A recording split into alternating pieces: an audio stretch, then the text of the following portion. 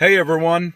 So, March 15th of this year, I made a video and totally forgot to upload it.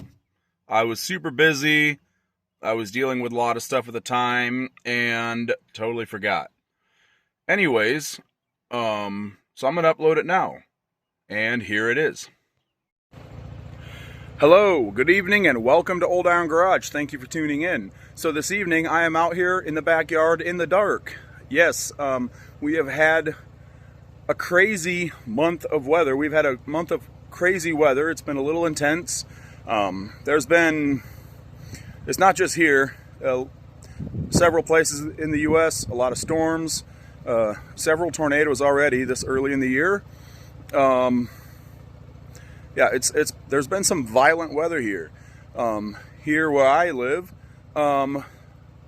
we've been fortunate so far not to get, anything too severe.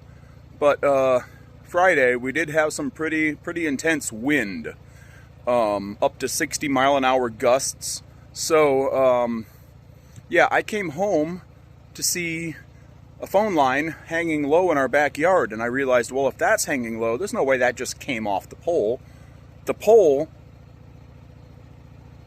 that carries that helps to support the line that goes across our backyard to the pole that our meter box is on must be down. So I got out of the truck and I looked, and sure enough, there were power lines laying in our backyard, and the pole on the other side of my garage was down.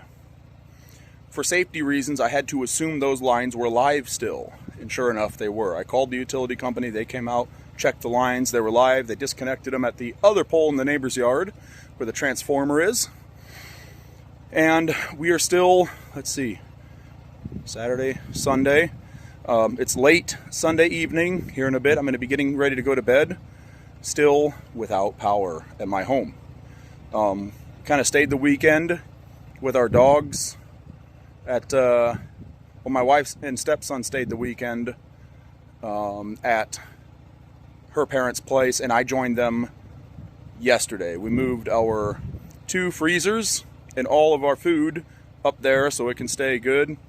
But let me show you what I got going on right now. In case you didn't already hear it running in the background, behind the garage door here, I have a running generator.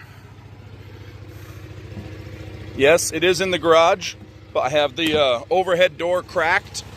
I got a piece of scrap 2x4 underneath it, and there's more ventilation that's opened up in another part of the garage, but there it is. I'm going to step back a little bit because of the noise. But I hope you can hear me. You should be able to. That is a twin-cylinder Onan generator. It is identical to one of the Onan generators I brought home last year that I showed in one of my videos. It is 4,000 watts, twin-cylinder Onan engine. It's a nice unit. This one is not one of those that I brought home last year. It is identical to one of those that I brought home last year. I've had this unit for, I don't know, I bought it in 2019 maybe. And this is the first time I've actually ever needed to use it to power things in our home during an outage. Normally, I would rely on this unit here. And I was using that unit Friday night till in the early morning, Saturday morning, early morning hours, started giving me problems. Tried to correct the issue, but it just kept giving me problems, so I gave up on it and went to bed. The food was in the fridge and the freezers was plenty cold enough, so I just gave up on it and went to bed. But came home this evening.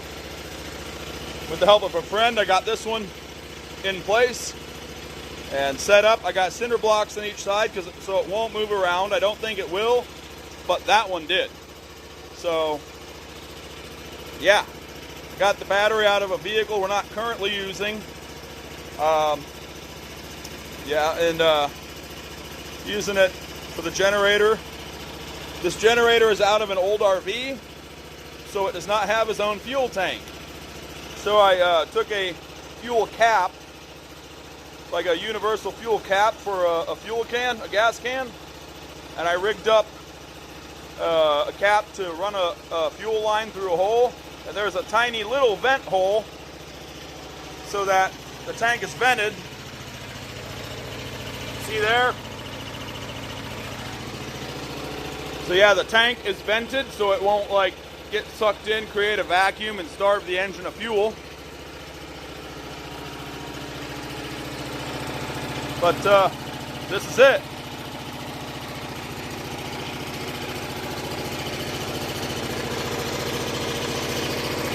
Nice little unit. It's actually a lot quieter than this unit. That one's a lot louder.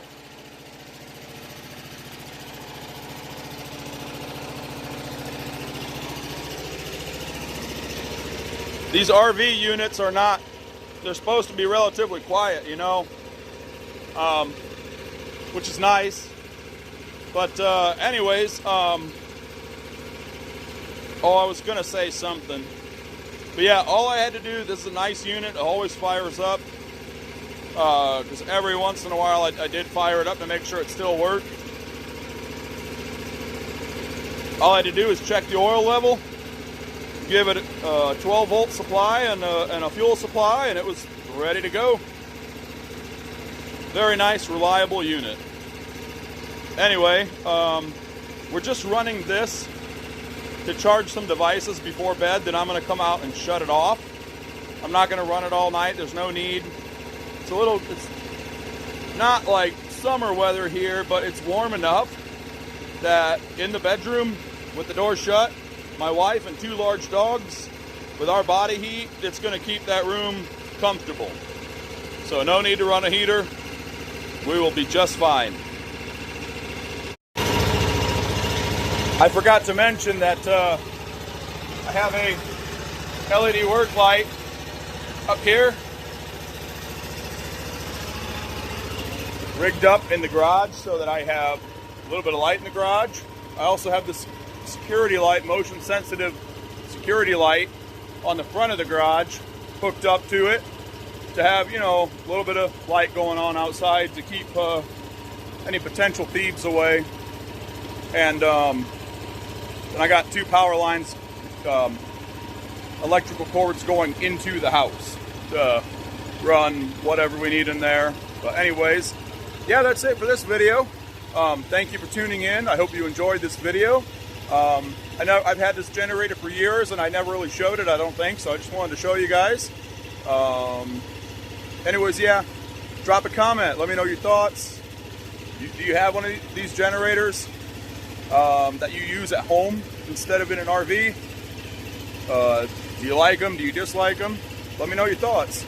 And anyways, I will see you guys in the next one. Later.